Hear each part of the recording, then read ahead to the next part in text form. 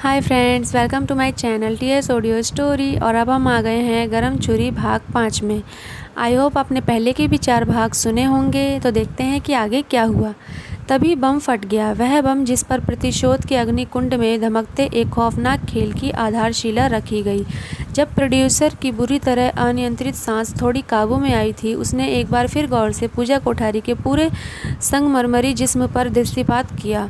फिर एकाएक चौंक पड़ा प्रोड्यूसर। उसकी आंखें पूजा कोठारी के गले में पड़े लॉकेट पर इसी तरह फ्रीज होकर रह गई जैसे उसने वहां कोई बिच्छू देख लिया हो।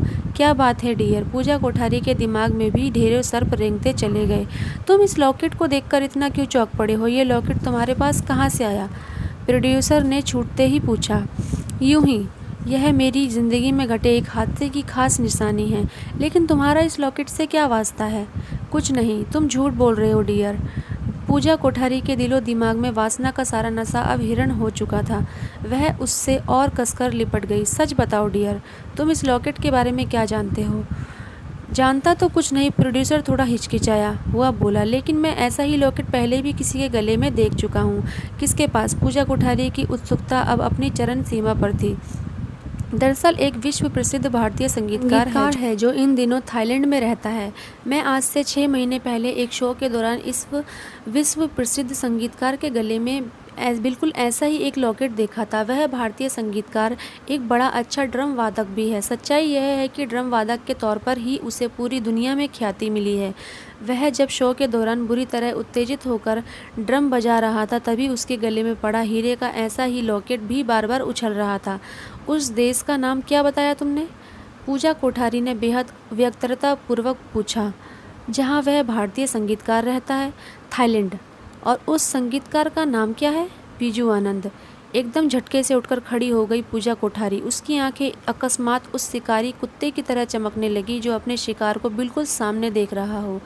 जिस खबर का उसे पिछले 8 साल से इंतज़ार था, वह आखिरकार आज मिल ही गई। बिस्तर से खड़े होते ही पूजा कोठारी अनन फन कपड़े पहनने लगी। लेकिन तुम जा कहाँ रही हो? प्रोड्यूसर भी उसे कपड़े पहनते देखकर बुरी तरह चौंका और बिस्तर से उठ खड़ा हुआ। मैं जा रही हूँ, मगर अभी तो आधी रात भी नहीं गुजरी, चिल्ला उठा प्रोड्यूसर। उसके सारे तेवर एकदम से बदल गए। मत भूलो, मैंने तुम्हें पूरी रात के लिए बुक किया है। तुम इतनी जल्दी यहाँ से नहीं जा सकती। आखिरकार 1 लाख रुपए की कीमत कम तो नहीं होती? 1 लाख? नागिन की तरह फूंक उठी पूजा कोठारी की आंखें दहकता अंगारा बनती चली गई। मैं इस समय जिस मकसद के लिए जा रही हूँ सेठ, उसके सामने 1 लाख तो क्या, 1 करोड़ की रकम भी बहुत छोटी है। लेकिन और अब तुम अपनी जबान बंद रखो, चिंगाड़ उठी पूजा कोठारी। यह लो अपने 1 लाख पकड़ो। पूजा कोठारी ने कपड़े पहनने के बाद धड़क से अपना वैनिटी बैग खोला तथा फिर उसमें से 100 के नोट की गड्डियाँ निकालकर धड़ाधड़ प्रोड्यूसर के मुंह पर मारने लगी। मुझे नहीं चाहिए तुम्हारी दौलत, नहीं चाहिए। प्रोड्यूसर के मुंह पर नोटों की गड्डियाँ मारते हुए वह आक्रोश में चिल्लाती जा रही थी। पूजा कोठारी ने आज तक किसी की गुलामी नहीं की, किसी की भी नहीं। जल्द ही 1 लाख के नोट प्रोड्यूसर के इर्द गिर्द पड़े थे। जबकि नोटों की वह गड्डियाँ उछालते ही पूजा कोठारी ने आंधी की तरह दरवाज़ा खोला और फिर फर्श रौंदती किसी ज़बरदस्त तूफान की तरह वहाँ से गुजर गई। पीछे प्रोड्यूसर अभी भी अपनी जगह हक्का बक्का सा खड़ा था। वह समझ ही नहीं पा रहा था कि एकाएक उस लड़की को क्या हुआ। बीजू आनंद उसके अंदर की नागिन अंगड़ाई लेकर जा चुकी थी और उसकी आंखों में प्रतिशोध ही प्रतिशोध था।